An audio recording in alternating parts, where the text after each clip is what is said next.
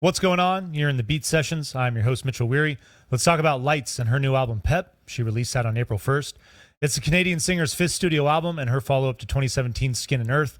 And when I need to indulge my pop sensibilities, she has become one of my absolute favorites in the last decade. I really admire and dig what she brings to the table as far as the pop genre. It's a genre that I feel is very stigmatized. I argue this a lot. And I know a lot of people that they just dismiss pop music. They cut themselves off from it, and I feel bad for them. I feel like they're limiting themselves from a lot of great artists that are making a ton of great music. Now, there's a lot of crappy pop music out there, but you can say that about any genre. And that's why you tune into the Beat Sessions. That is my job, to sort through the crap. And I'm here to tell you that Lights is phenomenal. She is worth checking out. If you're on the fence about listening to pop music, give her a listen. Just to give you an idea of how sophisticated her style is. Her last record, Skin and Earth, she put out a comic book to correspond with that. It was a series of them, actually. She put them out in a trade paperback as well. So I like that thought. I like that concept as far as what she brings to the table. And that sophistication, it extends in so many different directions. I want to talk about way she creates albums, first and foremost. This record, 13 songs, 43 minutes. You look at her entire catalog, and aside from her sophomore record, Siberia, which I've heard some people argue is a little bloated, but it's a sophomore record. We'll forgive her. I really like the record, even with the 58-minute runtime. But all her other albums, 40, 45 minutes, they have great pace, great continuity.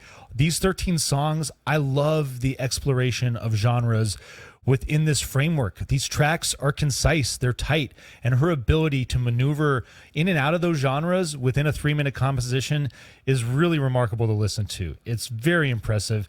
And her voice too. Her voice is outstanding. She has one of those voices where she could be one of those pop stars that puts out these songs with these big, bloated, soaring hooks.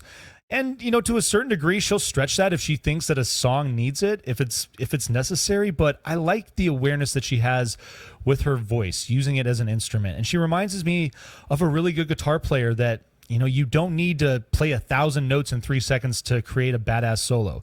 Sometimes you just need to hit one note and let it hang for 3 seconds, or sometimes you hit a note and then just let the silence fill out space. I really admire that with good musicians, the way that they're able to acknowledge that within a composition. And Lights has that type of awareness when she's writing music. It's one of my favorite things about her. It's on great display on this record, and I'm excited to jump into this track list and talk about all these different genres on these songs, because it makes every single song that you're about to listen to so exciting. You just don't know what you're going to get. So let's dig into it. I'll spoil it for you a little bit. This thing opens up with Beside Myself. It's got this gentle synth intro, light electric guitar that comes in, and then it explodes halfway through. I like the breakbeat element on this track, mixed with a great alternative rock feel, showing off that dynamic ability that she has. Nice album opener. Leads into In My Head, your second track, one of my favorites. Features Josh Dunn from 21 Pilots on the drums there, so you get a bit of funk, bit of hip-hop. It's really got a nice feel. Album highlight for sure. Leads into Prodigal Daughter, big vocal on this thing, banging electro-pop feel. And this thing has a pretty intense pace for those first 3 tracks. Gets into Salt and Vinegar, which will slow the tempo. It's got this nice reggae riff, very chill. Shifts into this funky groove that borders on dubstep a little bit, but it never quite hits this big full-on dubstep energy. I like the balance there. Money in the Bag is your 5th track. Wonderful electro funk feel, reminded me of the Black Eyed Peas a lot immediately when I heard that. And then this record dips into this wonderful stretch that I like, very mellow, very R&B influenced. Jaws, your 6th song, is got this mellow pulsating synth. I love the way the beat builds in, then backs off, and then comes in again. Nice structure in the song.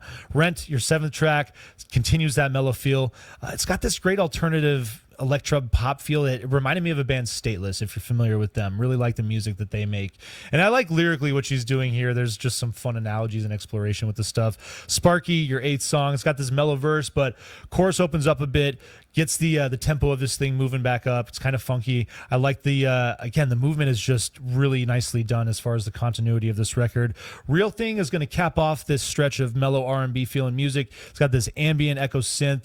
All the instrumentation on this song makes you kind of feel like you're underwater. I like the feel. I like the way it wraps up this stretch, leads into Easy Money, your 10th song. It's minimal, but it's got this very full sound with the bass and the synth. And the chorus has got this funky feel that, it could have come out of any decade in the last 50 years. And another thing that I really just admire about her and her songwriting, what she brings to the table within that pop genre. She's putting a lot of thought into her compositions while having a lot of fun too. The album title says it all with PEP. You get Okay, Okay. I couldn't help but think of Drake immediately when I saw that song title. It made me laugh a lot, but I like the track. It's got this similar electro pop funk like its predecessor. Jangly riff works really well. And you talk about that feel that just defies decade. You don't know where this thing is coming out of, and I really dig it for that reason. Your penultimate track, Voices Carry. I think most people when they look at this are probably going to think it's a Till Tuesday cover. I kind of was hoping it was a little bit, and then I heard it and it's a phenomenal track. And you talk about the different ways that she's working in and out of genres in a song, and this song is probably one of the more sophisticated things I feel like I've ever heard her do. It's got this just bright melody, and then this ominous drumming that comes in for the first part of the song. It reminds me of a song called The Empire by the Black Angels. But the way the hook comes in and the chorus, it's different each time. But it sounds completely natural and completely organic, and just a really great example of how she can do so much in such a small span of time. And this entire record is a great example of that. It closes with Grip. It's got this thick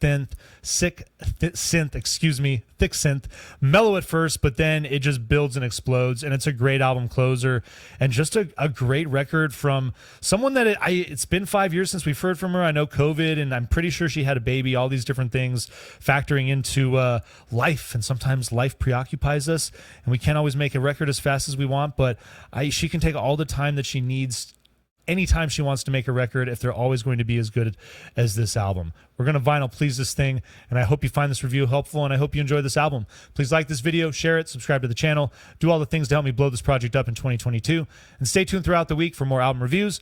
We will see you next time on The Beat Sessions.